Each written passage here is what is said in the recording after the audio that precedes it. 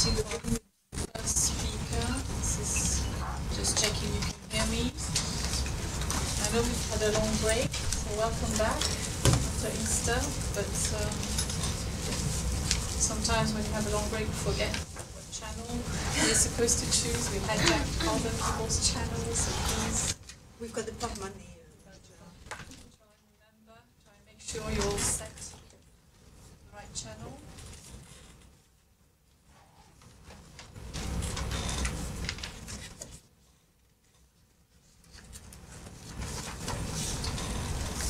Are we live already? Okay, so we're waiting for our first speaker. I wonder if the interpreting suite's door is actually open. I'll go and just have a look, yes, in case you can't get in. Otherwise, we might have to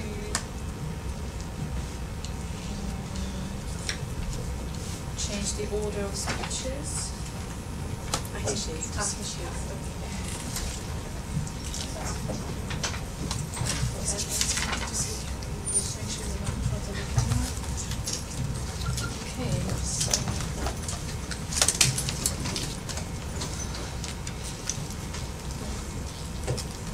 Mesdames et messieurs, bonjour. Bienvenue à notre session de cet après-midi. Notre première intervenante se prépare. Je vais voir si la technicienne est également prête.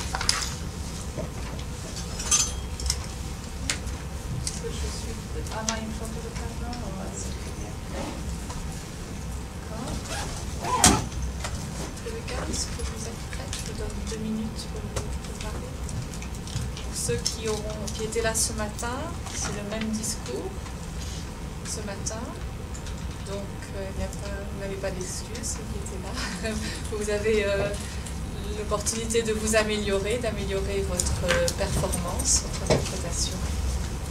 Donc, n'hésitez pas. Ensuite, je donnerai la parole à notre intervenante Eleonora en italien. Et puis, nous finirons par du français avec Marie-Françoise qui nous parlera de la France en panne de travail.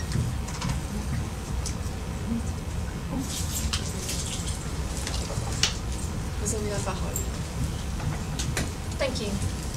Good afternoon, everyone. Today I'm going to talk about the green economy and how it might help us with creating job opportunities. So it's thought that the green economy could provide opportunities for private companies and governments to create millions of new jobs, and indeed the European Union estimates that 20 million new jobs could be created in the green economy between now and 2020. These are impressive figures, so could the green economy be the answer to our employment woes while also allowing us to address climate change? I think so. Today I'm going to start by describing what exactly we mean by the green economy.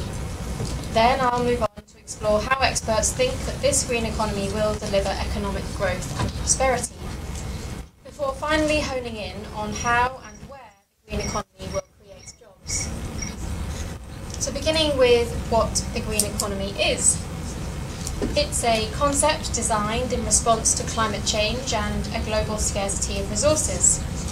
It is defined as an economy that results in reducing environmental risks and ecological scarcities, and that aims for sustainable development without degrading the environment. And economists have defined the green economy as based on 6 main sectors. First, and perhaps the most important of these, is renewable energy.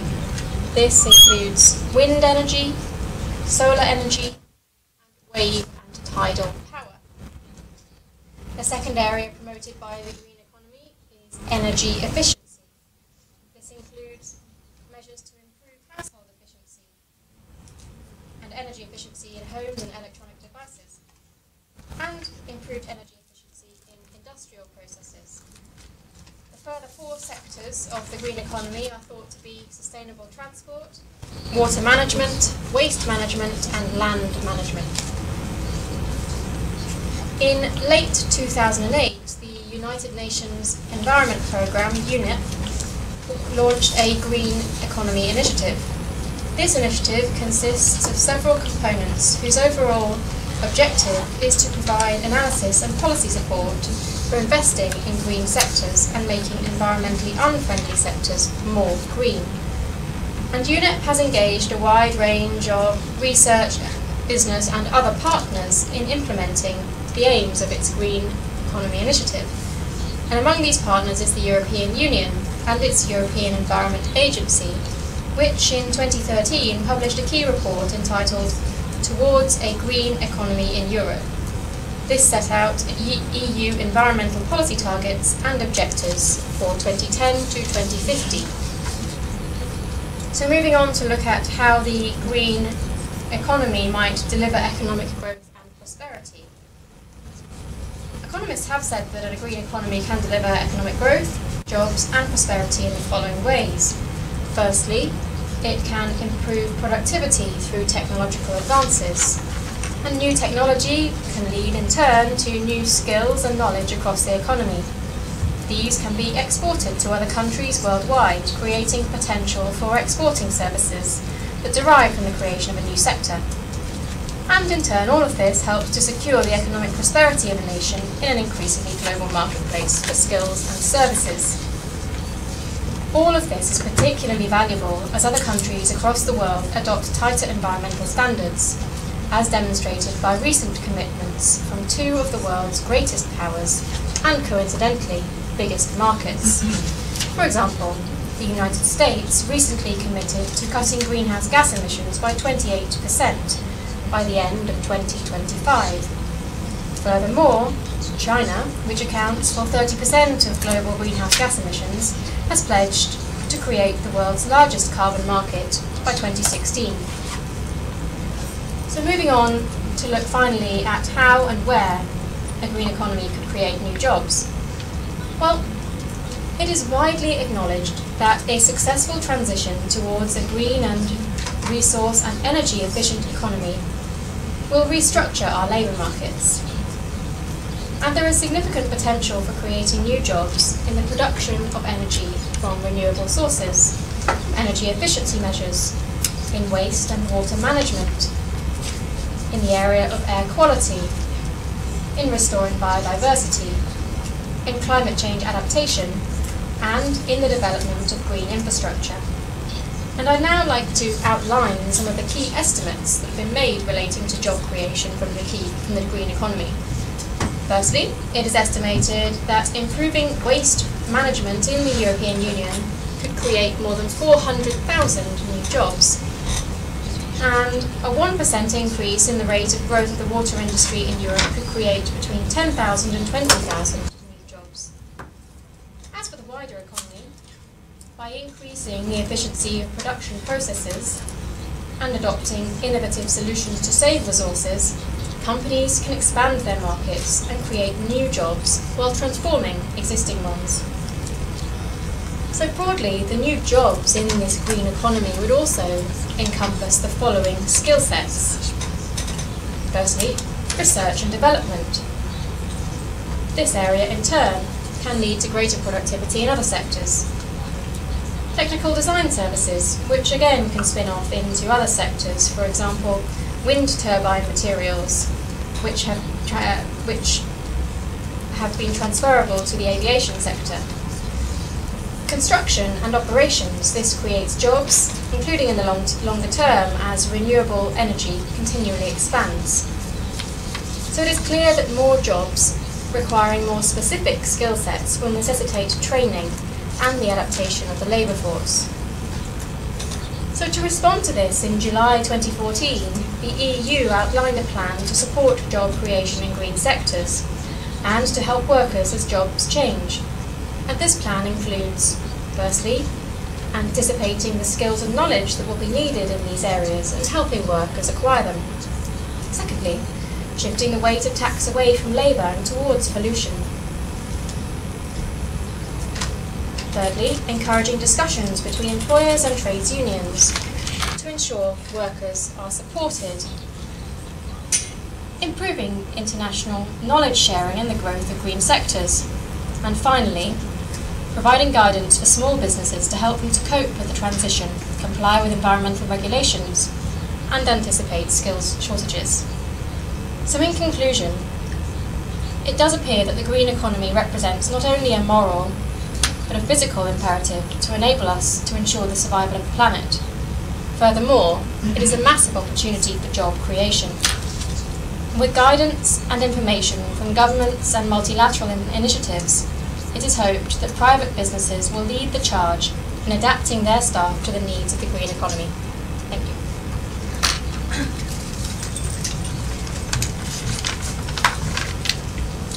Merci pour votre contribution.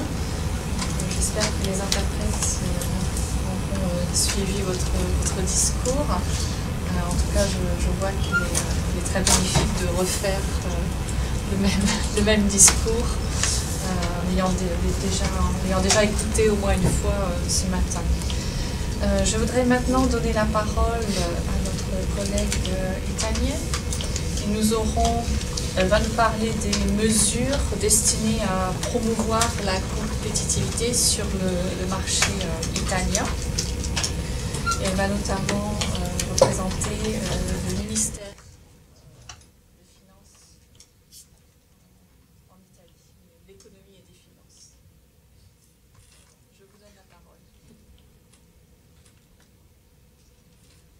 La ringrazio, signora Presidente. Gentili colleghi e gentili ascoltatori da casa, signore e signori, vorrei innanzitutto esprimere la mia sincera gratitudine per avermi concesso l'onore di presenziare quest'oggi a questa importante conferenza. Credo infatti che mai come prima in questo momento non dobbiamo assolutamente perdere di vista i nostri obiettivi, perché è attraverso il loro mantenimento che possiamo implementare piani e strategie per reagire alla difficile situazione economica con successo. Oggi i recenti dati sull'andamento dell'economia dell'Italia e della zona euro ci consegnano uno scenario decisamente più problematico di quello di qualche mese fa.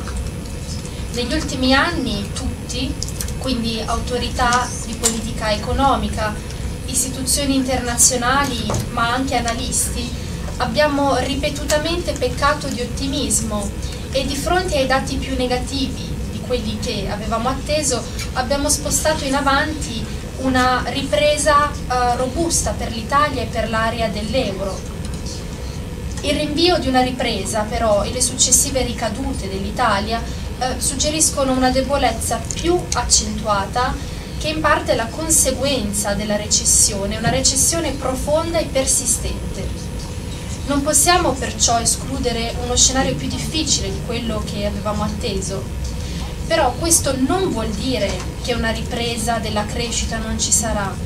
Significa che una crescita che vada al di là di una ripresa debole richiede uno sforzo di politica economica intenso e concentrato in Italia e in Europa.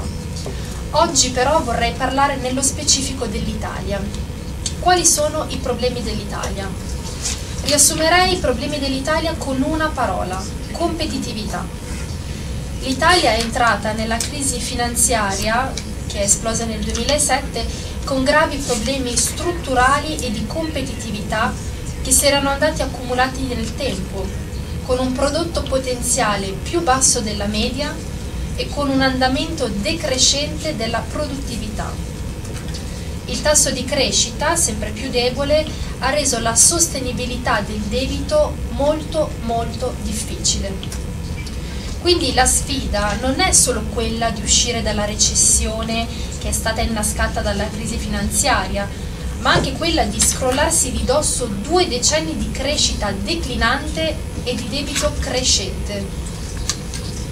I problemi a lungo termine dell'economia italiana ne hanno fiaccato la capacità di competere a livello internazionale, in un periodo che ha visto molti paesi emergenti affermarsi invece nell'arena del commercio globale.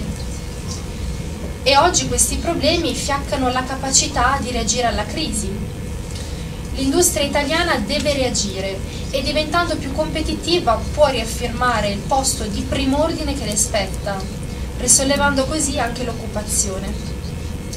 Vorrei quindi affrontare questo problema su 2 livelli, a livello statale e a livello aziendale.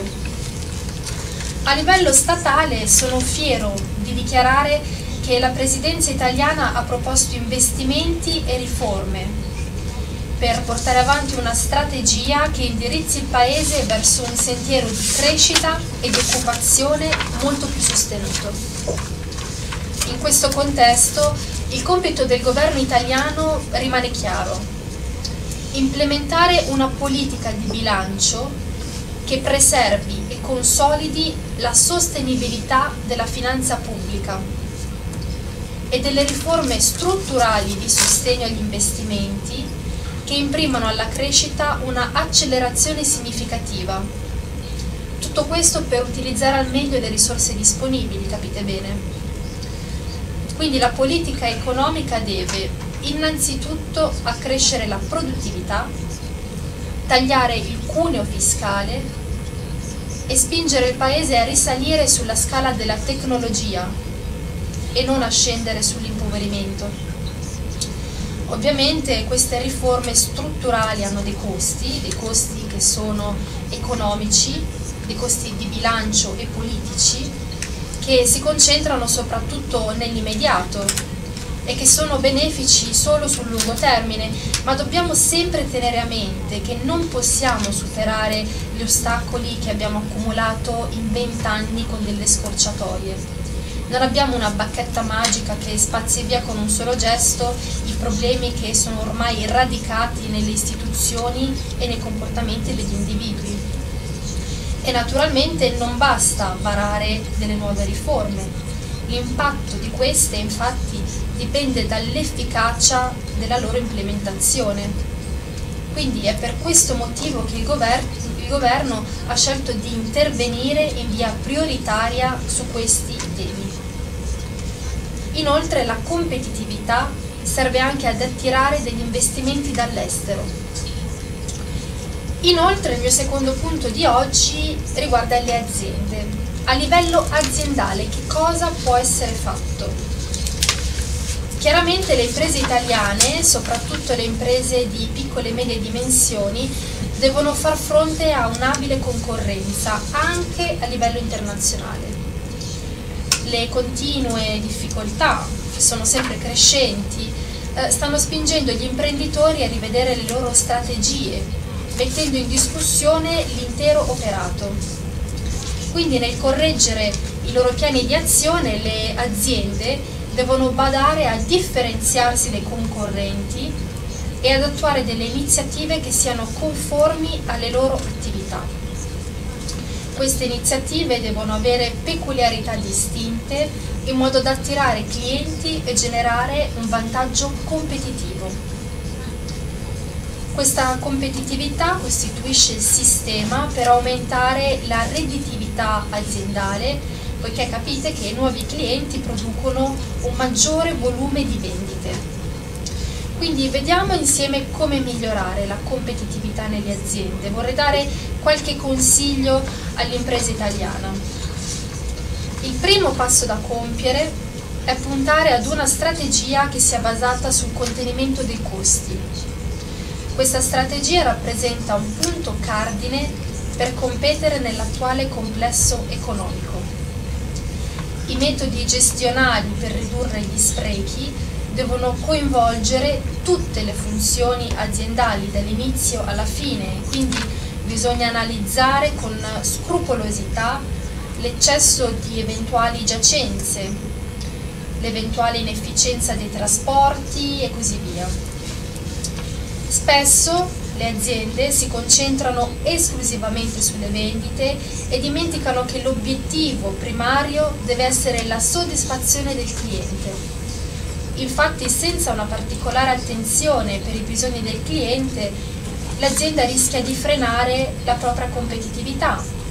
Quindi dobbiamo sempre pensare che tutto quello che non è strettamente legato alla soddisfazione del cliente non è essenziale. In questo modo possiamo davvero evitare gli sprechi.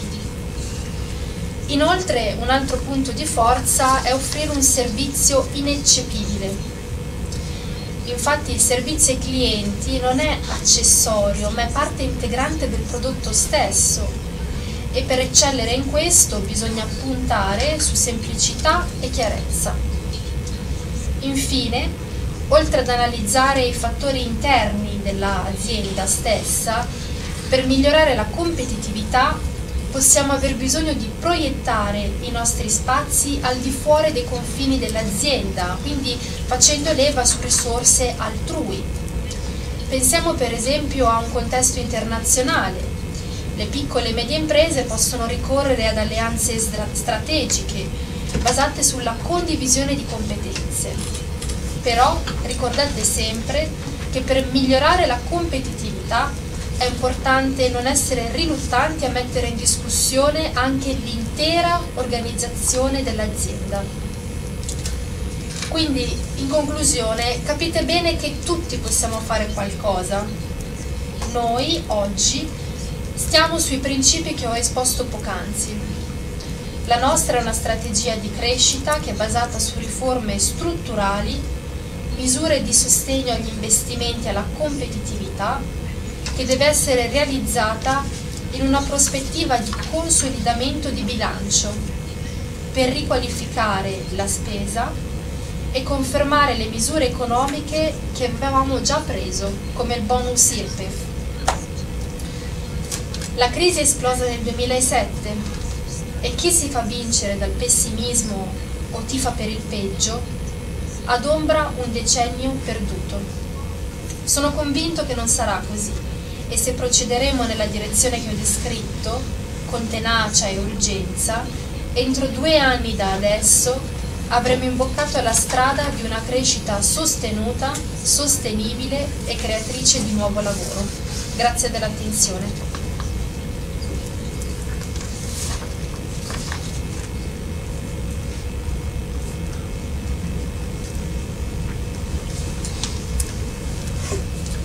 Je vous remercie.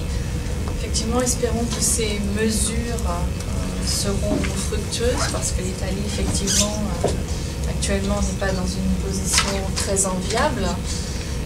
Mais nous allons voir si la France est dans une position un peu plus favorable.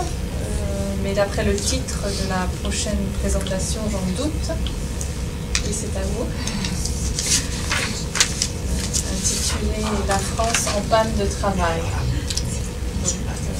Alors, est-ce que vous pouvez vous mettre là-bas, s'il vous plaît?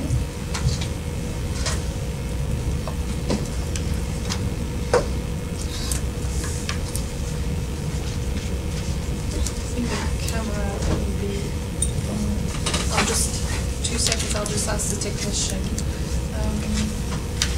Is the camera okay for the speaker over there? Are we okay? Can we see? I'm not sure where Eva is.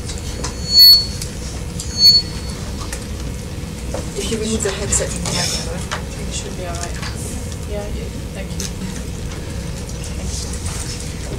Bien, Bien, je commence. donc allez-y. Bonjour.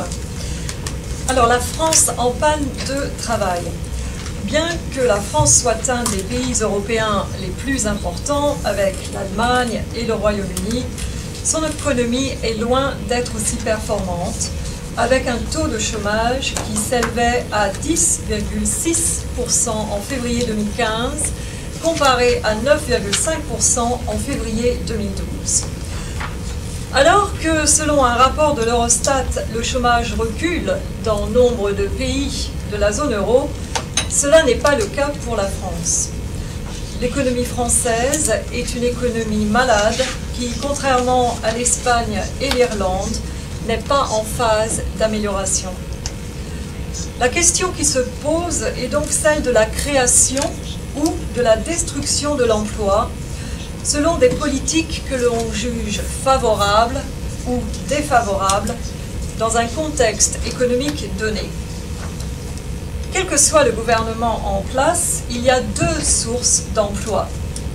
Numéro 1, les emplois créés par l'État, c'est-à-dire les emplois de la fonction publique, dans les secteurs de l'éducation, de la santé, des transports.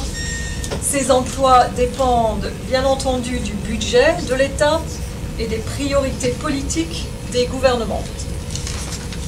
grosso modo, un gouvernement de gauche, comme le gouvernement actuel, celui du président François Hollande, fera en sorte que toutes les couches de la population aient accès à l'éducation, aux hôpitaux, au transport, et ce, quel que soit leur revenu. On parle donc d'un système qui se veut socialement égalitaire. Du point de vue des impôts, ce même gouvernement aura tendance à plus taxer les riches, et en particulier les entreprises. Deuxièmement, nous avons les emplois qui sont créés par les entreprises. Et là, bien entendu, ce sont des emplois privés qui, eux, dépendent du volume des affaires et des bénéfices obtenus. Le volume des affaires, lui, dépend de la capacité des entreprises à vendre leurs produits sur le marché intérieur et extérieur. Il s'agit donc d'être compétitif dans un contexte économique difficile où il y a plus de concurrence due à la mondialisation.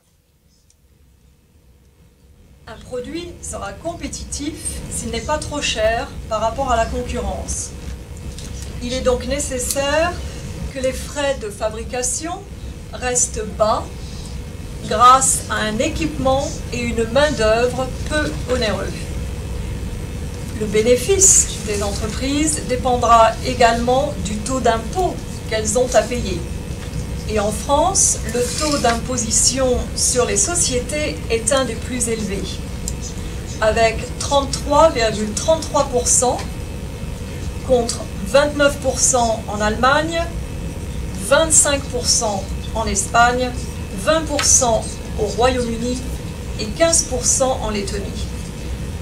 Donc, avec un tiers de leurs revenus allant au fisc, la capacité des entreprises françaises à investir est réduite, ce qui les pénalise par rapport à des concurrents dont la marge de manœuvre est plus large. Mais ce sont les entreprises qui créent la richesse, et cela leur permet de créer de l'emploi. Mais l'État, de par ses choix politiques concernant les impôts, le coût du travail, contribue à la création ou à la destruction des entreprises. Inverser la courbe du chômage a toujours été la priorité de François Hollande, qui n'a cessé de nous parler de sa boîte à outils depuis qu'il a commencé son mandat.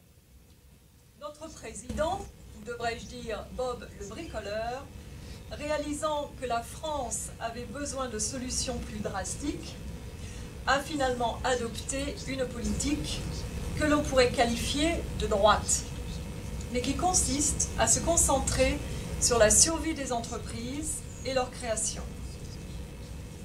C'est ainsi qu'au 1er janvier 2014, le pacte de responsabilité et de solidarité a été lancé. En ce qui concerne les entreprises, son objectif est d'alléger le coût du travail pour rendre les entreprises plus compétitives. Il s'agit d'une proposition au donnant-donnant. En effet, après négociation avec les partenaires sociaux, le patron du MEDEF, Pierre Gattaz, a promis la création de 1 million d'emplois en 5 ans en échange de 30 millions d'allègements de charges. En ce qui concerne les ménages, le pacte de responsabilité réduit les impôts des plus modestes et revalorise le niveau des prestations sociales, comme les pensions des retraités les plus pauvres. Le pacte est financé par une baisse des dépenses publiques et la lutte contre la fraude fiscale. Selon le gouvernement, le pacte est un cercle vertueux qui stimule la création de l'emploi et augmente le pouvoir d'achat. Cependant, à l'heure actuelle, les résultats ne sont pas encore au rendez-vous, même s'il y a quelques signes encourageants, comme la signature de certains contrats d'emploi pour les jeunes. Le Premier ministre, Manuel Valls, veut rendre le marché du travail plus flexible, ce qui permettra aux entreprises d'employer et de licencier plus facilement. Concrètement parlant, le personnel sera moins protégé. Mais peut-être est-ce préférable plutôt que de devenir un chômeur à longue durée, donc inemployable. Il est évident que la mondialisation qui est née de la révolution technologique a changé du tout au tout le contexte économique dans lequel les entreprises évoluent. L'Orient et l'Occident, mais aussi les pays développés et en voie de développement s'affrontent. De ce fait, les États nationaux ne sont pas à même de réguler avec la même efficacité le niveau d'activité de leurs entreprises, qui sont en proie à une concurrence bien plus féroce que par le passé. Nous ne sommes plus à l'époque des 30 Glorieuses, où l'État était fournisseur d'emplois et de justice sociale. Cette époque est bel et bien révolue. Maintenant, nous vivons dans une ère où il y a une mutation de la responsabilité sociale de l'emploi sur les entreprises. Ce sont elles qui se doivent de jouer un rôle social pour leurs employés. Cependant, il est de la responsabilité de chaque État d'assurer que les politiques engagées ne paralysent pas l'économie par un excès de règlements comme le Code du travail ou un excès d'impôts qui sont des freins à l'investissement et à la recherche et au développement. En conclusion, il s'agit d'instaurer un dialogue social où l'État est le garant d'un partenariat entre les entreprises et ses employés afin que les intérêts de tous soient pris en compte dans un environnement qui se veut riche de défis, mais d'opportunités aussi. Je vous remercie.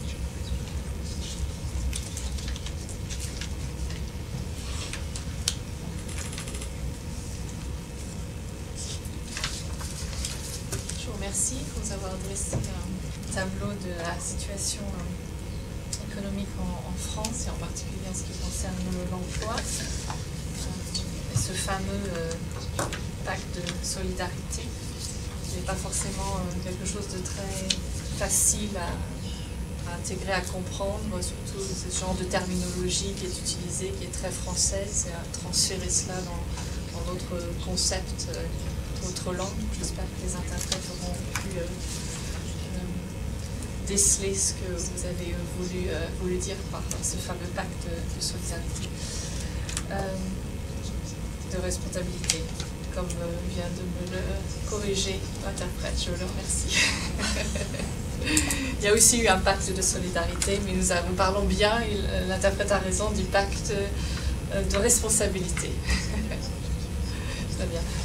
Je vais maintenant arrêter les débats pour quelques instants et nous allons reprendre. So I'm going to stop the speeches and the sessions for the moment to give tutors the opportunity to give feedback, and we'll be resuming at 3:30.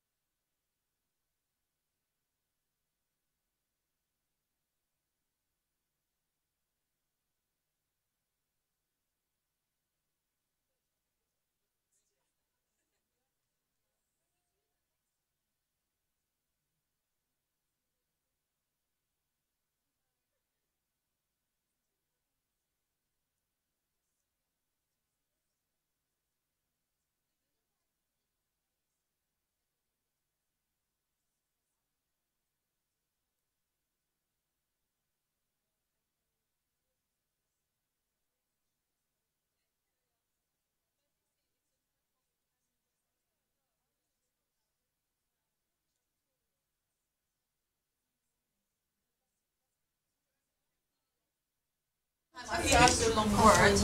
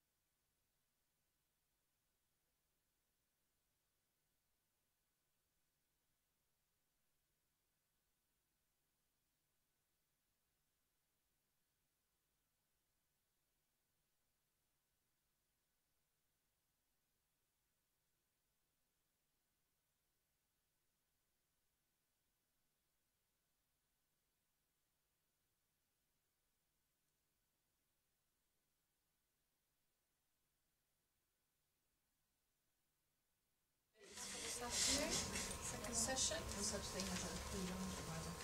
To switch to French. Donc je vais donner la parole à notre prochaine orateur, Elena, en italien.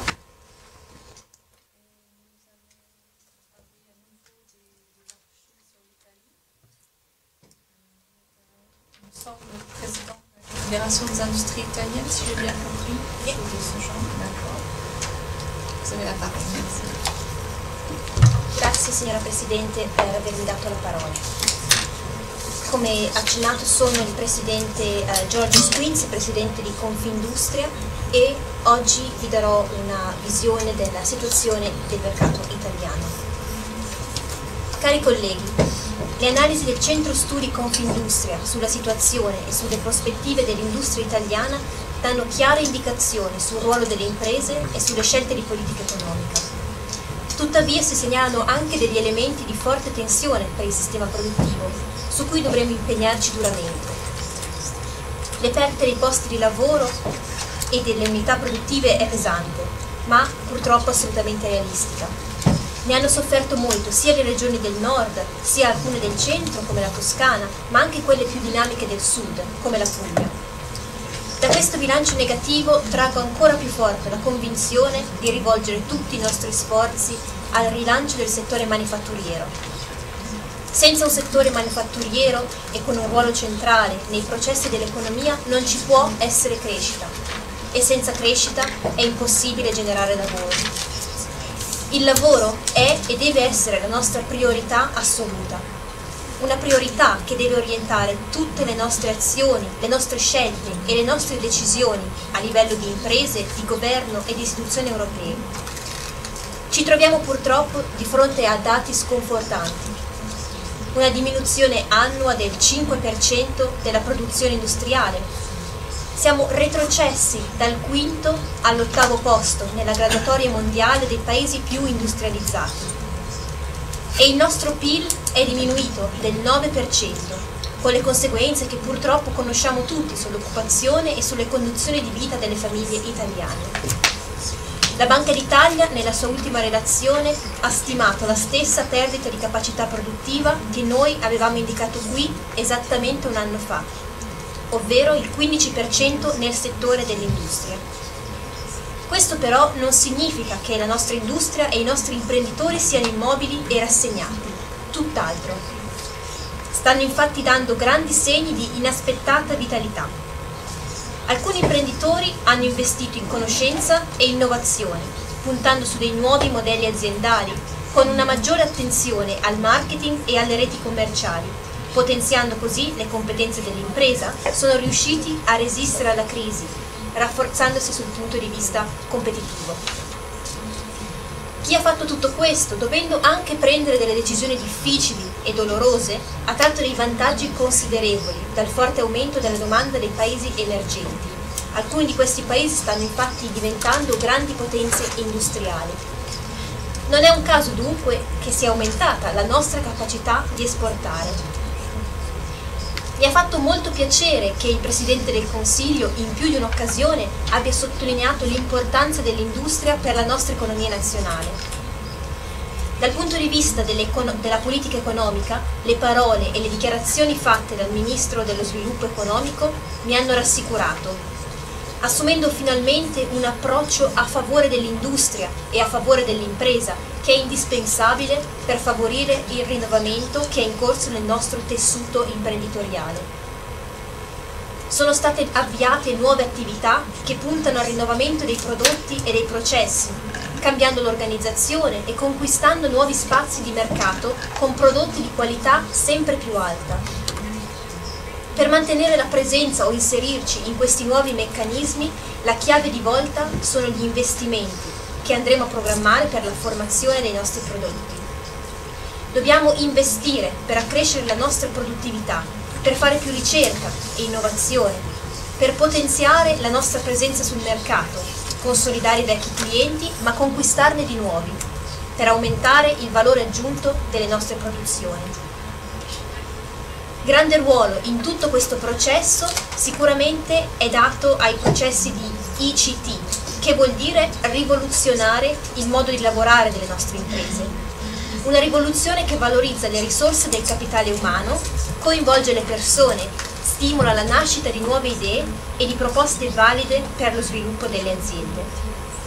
Dobbiamo puntare su quei fattori che saranno sempre più cruciali nello sviluppo e nella competizione mondiale, ovvero la mobilità sostenibile, la salute, l'ambiente e l'energia, i nuovi materiali e le biotecnologie.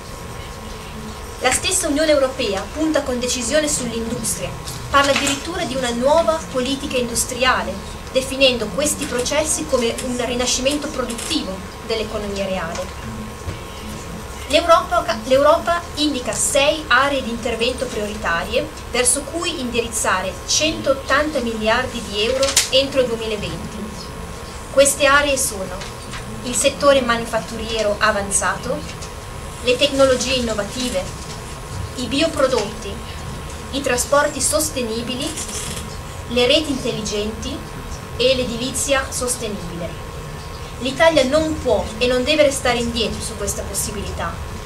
Dobbiamo guardare senza preconcetti a una stagione di nuova politica industriale, che individua i percorsi dello sviluppo globale e orienta in modo condiviso le scelte della domanda e dell'offerta. È un grande impegno cui verremo chiamati nei prossimi mesi e di cui il semestre della presidenza italiana della Commissione, che inizia il 1° luglio, dovrebbe farsi carico. La dinamicità che osserviamo nelle imprese nate dallo spirito di iniziativa di tanti giovani italiani ci riempie di orgoglio e ci dà speranza. Dobbiamo assecondare questa rivoluzione silenziosa che avviene lontano dai riflettori, ma che forse andrebbe divulgata di più come un esempio da seguire. L'Italia infatti rimane il paese di un grande paradosso. Abbiamo la più grande vitalità imprenditoriale, ma anche i maggiori ostacoli al fare impresa. Non intendo ripetere per l'ennesima volta le pessime posizioni che abbiamo ottenuto nella graduatoria mondiale per quanto riguarda la complicazione delle normative. La nostra burocrazia è lenta e oppressiva e la pressione fiscale inaccettabile. Se l'obiettivo è crescere in modo stabile e continuo, occorre che venga riconosciuto all'industria il ruolo centrale che le spetta e che siano avviate le misure di politica industriale che i nostri concorrenti hanno già adottato. Ancor prima di discutere le migliori pratiche, occorre però superare quei pregiudizi che in Italia impediscono di valorizzare il ruolo dell'impresa e il ruolo dell'industria. Mi spiego meglio.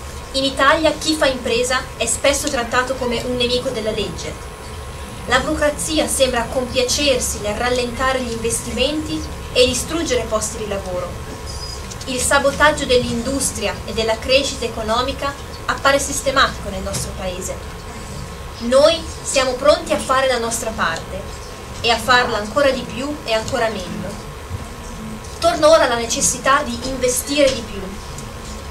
Come si fa a lavorare e a fare impresa quando il profitto viene quasi considerato un punto di disonore invece che il punto di partenza per ogni attività imprenditoriale?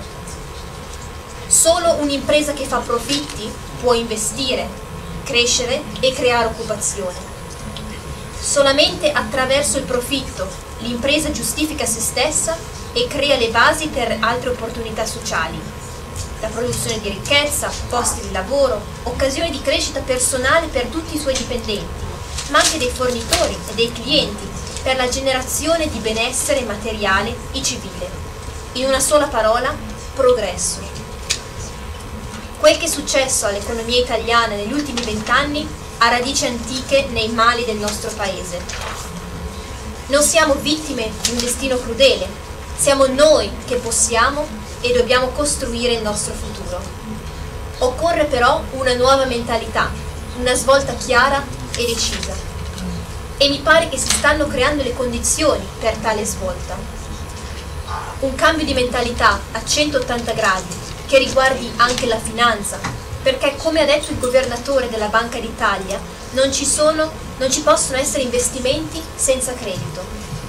Condividiamo le parole di incitamento del Presidente della Banca d'Italia, Visco, al sistema bancario che si metta nelle condizioni per sostenere i progetti degli imprenditori. Nel merito, stiamo preparando un piano per il credito che guarda a tutte quelle fonti di finanziamento possibili per le imprese e agli strumenti che possono essere messi in campo per potenziarle. Nei prossimi giorni daremo più dettagli riguardo l'intera agenda. In conclusione, per rilanciare l'economia è fondamentale la piena collaborazione di tutti gli attori, abbandonando pregiudizi ideologici e divisioni dettate dalla difesa degli interessi di parte. Sono convintissimo delle grandi potenzialità del nostro Paese, della forza della nostra industria e della sua capacità di rinnovarsi e di cambiare. Sta a tutti noi, ciascuno con il proprio ruolo, lavorare verso lo stesso obiettivo, ovvero uscire dalla crisi più preparati e più saldi nell'affrontare le sfide e le opportunità che sono davanti a noi. Sono sempre stato ottimista, anche quando i dati erano davvero brutti e lasciavano pochi margini alla fiducia e alla speranza. Il mio è l'ottimismo che viene dal coraggio e dal pragmatismo di un uomo d'azienda. Sono sicuro che ce la possiamo fare e ce la dobbiamo fare. Grazie per l'attenzione.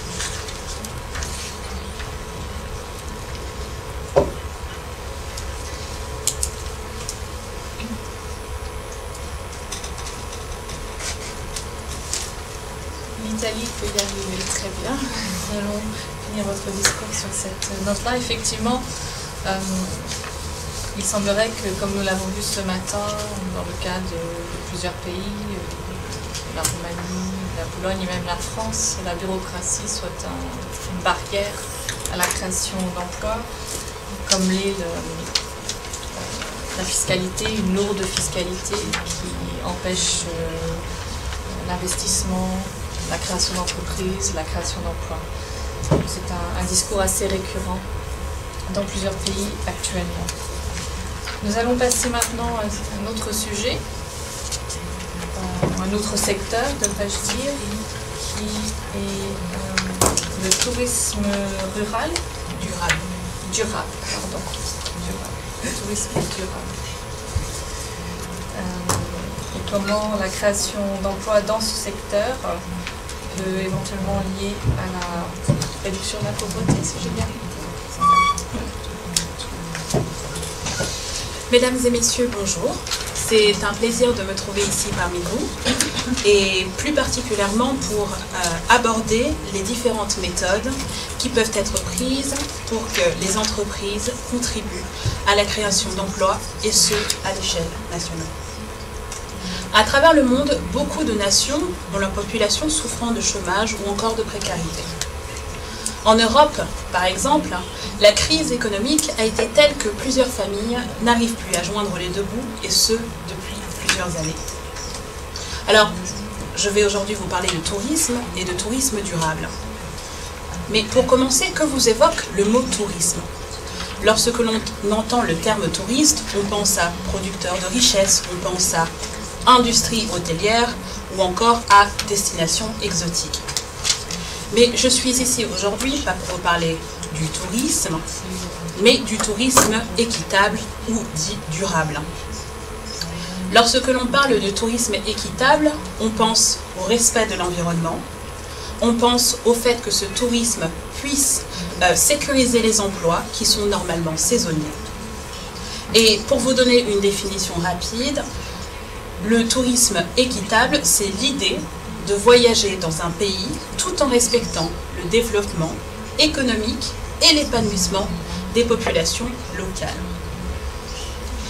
Donc, avant d'apporter plus de détails quant à ce phénomène qu'est le tourisme équitable, parlons d'abord du tourisme dit de masse, puisque c'est ce tourisme qui a un impact néfaste sur le marché du travail dans les destinations exotiques dont je parlais au début. Alors, vous n'êtes pas sans savoir que le tourisme contribue grandement à l'économie d'un pays. En effet, l'industrie du tourisme génère des sommes considérables et donc crée des emplois chaque année. Selon le dernier baromètre de l'Organisation mondiale du tourisme, les arrivées de touristes internationaux ont atteint les 1,138 milliard en 2014, soit une augmentation de 4,7% par rapport à l'année précédente. Pour 2015, eh bien, l'OMT, donc l'Organisation mondiale du tourisme, prévoit une croissance de 3 à 4% du tourisme international, consolidant un peu plus la reprise économique mondiale. Et le secrétaire général de l'OMT a d'ailleurs déclaré ceci, je cite, « Ces dernières années, le tourisme s'est avéré être une activité économique étonnamment forte et un secteur apportant une contribution essentielle à la reprise économique, générant des milliards de dollars et créant des millions d'emplois. » Fin de citation. Du point de vue des régions qui jouissent du tourisme, ce sont les Amériques et l'Asie-Pacifique qui ont affiché la croissance la plus forte. Tandis que l'Europe, le Moyen-Orient et l'Afrique ont connu des taux de croissance un peu plus modérés. Malgré ces croissances considérables, il y a le revers de la médaille. En effet, le tourisme de masse est créateur d'emplois, souvent saisonniers, peu qualifiés et sous-payés. Plus encore, l'attractivité du secteur touristique pour les travailleurs entraîne l'abandon de certaines activités traditionnelles, moins rémunératrices, mais qui appartiennent au patrimoine culturel de la région.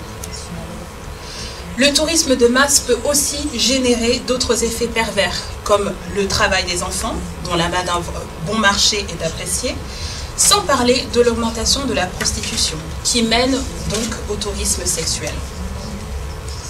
Enfin, le tourisme de masse est accusé de générer des ressources financières accaparées par les opérateurs touristiques, les agences de voyage donc, et les intermédiaires souvent occidentaux. Ainsi, les populations locales ne profitent que de très insuffisants revenus générés par le tourisme. Et ce tourisme entraîne les conséquences suivantes. Augmentation des prix de l'eau, par exemple, ou alors des prix de l'habitation, dégradation de l'environnement naturel et culturel. Je suis sûre que vous êtes tous déjà partis en vacances et que peu importe la destination dans laquelle vous êtes rendus, vous avez pu constater que être touriste peut faire des dégâts. Par exemple, la dégradation des plages avec le non-recyclage des déchets. Et quand bien même une part des bénéfices est reversée aux régions d'accueil, ces ressources sont souvent captées par une petite minorité, le plus souvent corrompue. Ceci n'est pas très gratifiant pour l'industrie du tourisme. Et c'est la raison pour laquelle des agences de voyage et des entreprises des pays d'accueil ont collaboré pour parer aux problèmes que génère le tourisme de masse. Et elles ont collaboré et ont réussi à créer le tourisme suivant, qui est le tourisme équitable. Qu'est-ce que le tourisme équitable? C'est un tourisme qui désigne une forme de tourisme où les communautés locales sont fortement impliquées dans l'organisation et la gestion des activités touristiques. Selon les principes du commerce équitable, que vous connaissez tous, eh bien, l'idée est également de fournir à ces communautés des revenus plus justes et mieux répartis. Les intermédiaires sont réduits au maximum, ce qui veut dire qu'ils génèrent plus, que les intermédiaires reçoivent moins d'argent et que donc les communautés peuvent développer leur communauté, développer les activités au sein de leur pays et contribuer au bien fondé du séjour des touristes qui viennent les voir. Les opérateurs du tourisme équitable travaillent avec des prestataires de services locaux, respectant les valeurs sociales et culturelles de leur environnement, et opérant leur activité économique en prenant en considération le mieux possible des critères de développement durable.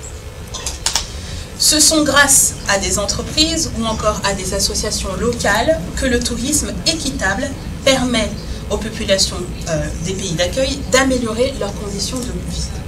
Et ce, grâce à la préservation de leurs emplois et à leur implication dans le développement économique de leur pays. Pour vous donner un exemple, depuis 2008, ces associations ont travaillé d'arrache-pied pour permettre à leur population de sécuriser leurs emplois grâce à leur implication dans la préservation de l'environnement. Si je devais parler d'un pays en particulier qui a beaucoup travaillé sur le développement du tourisme équitable, eh bien, je vous parlerai aujourd'hui du Costa Rica. Le Costa Rica est le leader mondial du tourisme équitable. D'autres pays, d'ailleurs, tels que la Tunisie, aussi surprenant que cela puisse paraître, ont aussi investi dans le développement du tourisme équitable. Alors pourquoi ceci est surprenant pour la Tunisie? Tout simplement parce que la Tunisie n'est pas connue pour son respect de l'environnement. Cependant, elle attire quand même des investisseurs qui souhaitent établir le tourisme équitable à l'échelle mondiale. Il n'y a pas seulement la Tunisie ou encore le Costa Rica, il y a aussi d'autres pays tels que le Maroc, l'Amérique du Nord ou encore la France. Pour conclure, on peut constater qu'il y a eu une prise de conscience quant aux effets néfastes du tourisme de masse sur le marché du travail des pays d'accueil. C'est la raison pour laquelle les entreprises de ces mêmes pays d'accueil se sont mis en partenariat avec des agences de voyage pour pouvoir assurer la durabilité des emplois des autochtones.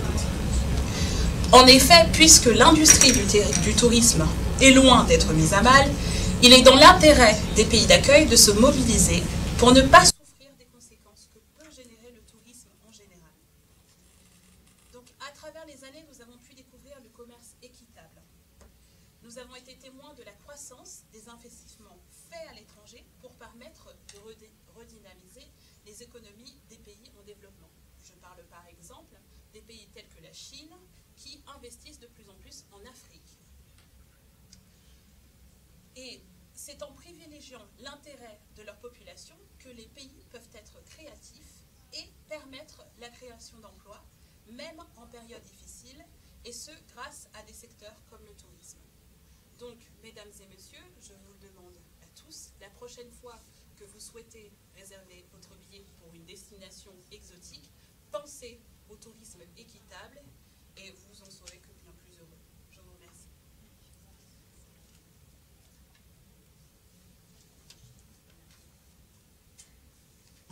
Merci. Le tourisme équitable pour la création d'emplois. Je vais ouvrir les débats maintenant pour savoir s'il y a des contributions. Et si peut-être quelqu'un a des questions à poser à... Non, il y a un problème avec l'interprétation. C'est un problème.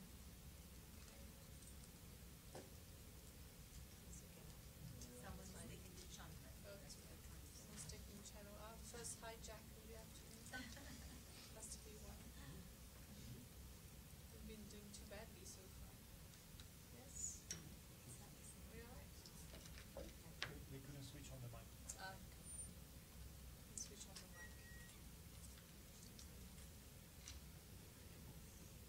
I think it's all right now. So, we can have contributions in French, Italian, or English. Anyone has any views on sustainable development or on the situation in Italy, on measures to do? You have the floor. Grazie. Grazie signora Presidente. Mi chiedevo se il nostro delegato francese per caso avesse un'esperienza diretta in prima persona di questo tipo di turismo, se ha intenzione, come ha citato, la prossima vacanza di seguire queste linee. Ha qualche consiglio a riguardo dove potremmo andare o qualcosa che riguarda la sua esperienza personale? Grazie.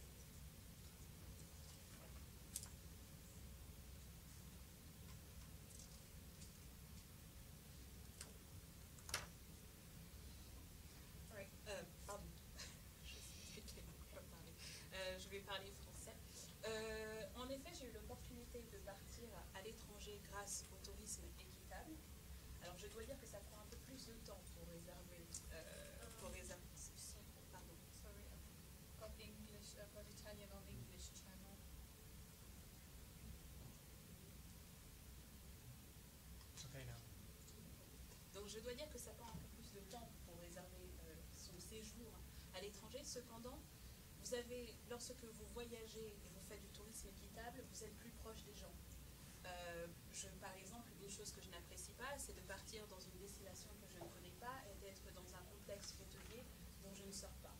Et le tourisme équitable vous permet de rencontrer des autochtones, des artisans qui sont à votre disposition pour vous montrer les aspects culturels du pays.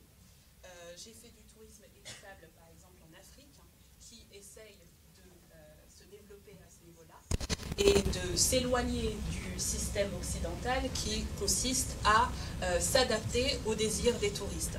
Mais cette fois-ci, en Afrique, ils essaient de s'imposer pour justement faire en sorte que les voyageurs repartent avec un vrai souvenir de l'Afrique.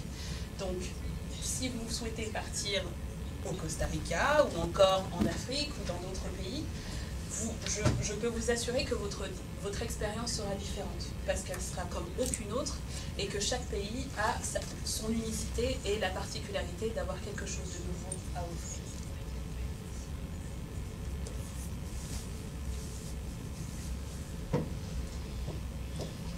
Est-ce que vous avez eu votre réponse, la réponse à la question que vous m'avez posée? Est-ce que vous êtes satisfaite avec cette réponse-là?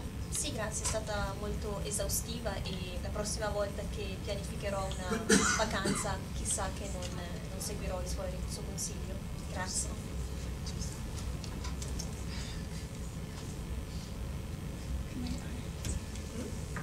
Contribution on May I say in Russian? Oui, alors nous avons dû, je vais prévenir l'interprète, qui va être l'interprète pour le français et le russe dans un instant. Donc, les défis de l'après-midi.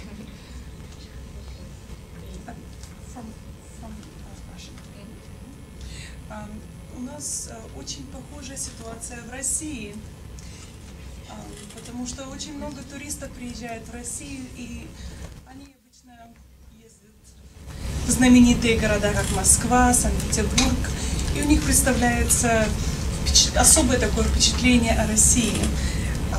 И в Москве и в Санкт-Петербурге находится примерно 75% всех денег во всей России. И они очень хорошо развиты и в какой-то степени очень похожи на западные страны. И немногие туристы ездят в другие города, на Дальний Восток, Сибирь. Только немногие ездят на поезде, чтобы посмотреть, что представляет собой Россия именно в тех городах. Я считаю, это очень важно для культурного развития, чтобы люди именно посмотрели на другие города, на маленькие деревушки, сходить в баню и испытать действительно совершенно другую атмосферу, не такую, как в Москве. Москва, конечно, замечательный город, но все-таки другие города совершенно отличаются. Спасибо.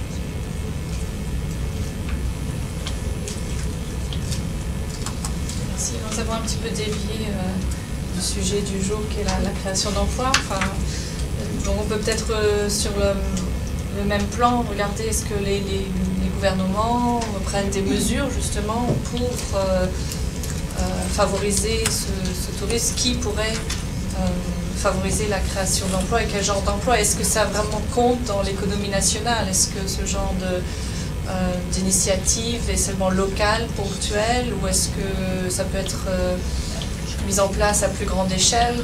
De quels chiffres on parle? D'accord, je vois bien que ça peut créer que le tourisme durable peut créer des emplois, mais quel effet vraiment est-ce que ça a sur l'économie nationale?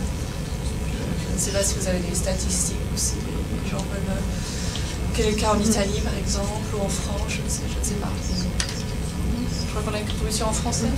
En français. Je pense que ce qui est intéressant, c'est vrai qu'on s'éloignait peut-être un petit peu du sujet. Comment est-ce que les sociétés, nos sociétés dans chaque pays peuvent être créatrices d'emplois?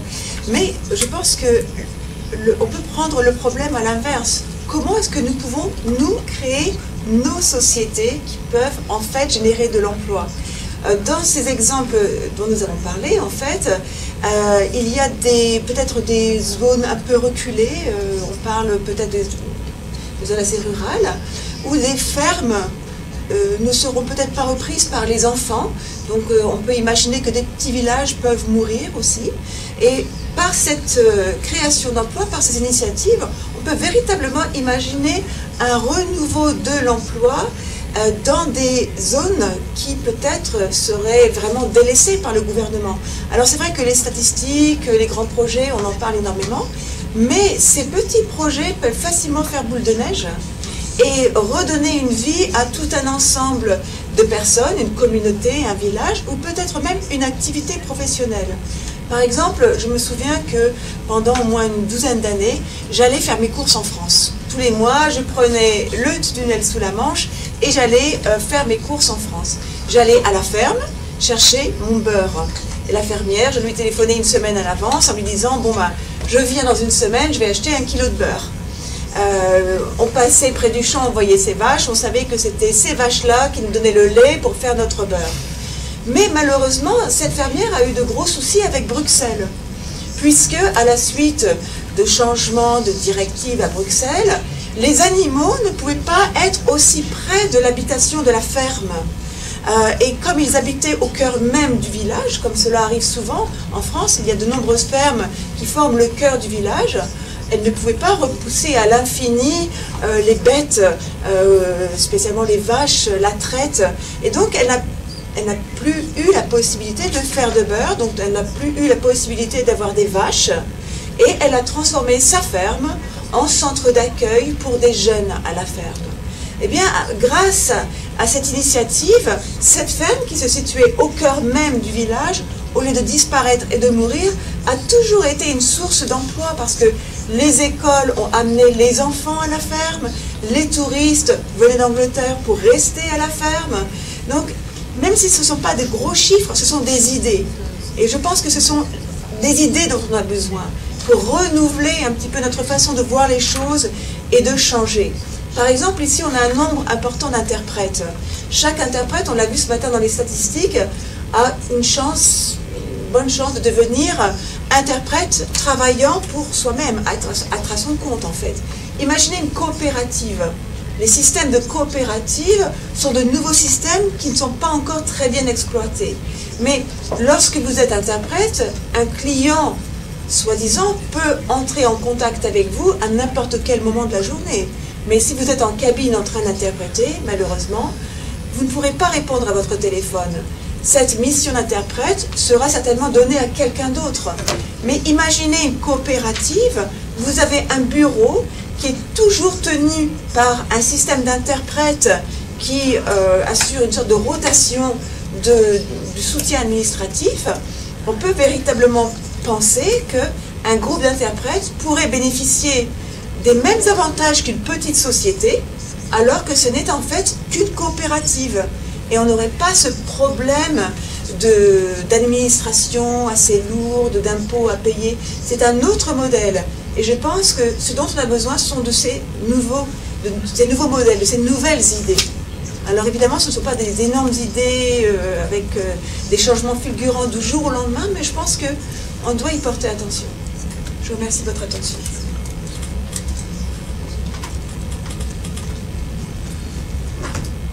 Oui, merci. Effectivement, ce sont des projets locaux à petite échelle, mais qui peuvent porter leurs fruits, effectivement. Est-ce que quelqu'un d'autre veut participer à ce débat? Nous allons bientôt le clore, je pense qu'il est l'heure de terminer pour le feedback. Et si quelqu'un a quelque chose à ajouter? Non? On en reste là? So we'll close the debates for today. This is the end of the second session of the day, so we'll be resuming now at 5 o'clock. Thank you everybody, speakers, interpreters, delegates, and everybody participating out there. Thank you, bye-bye.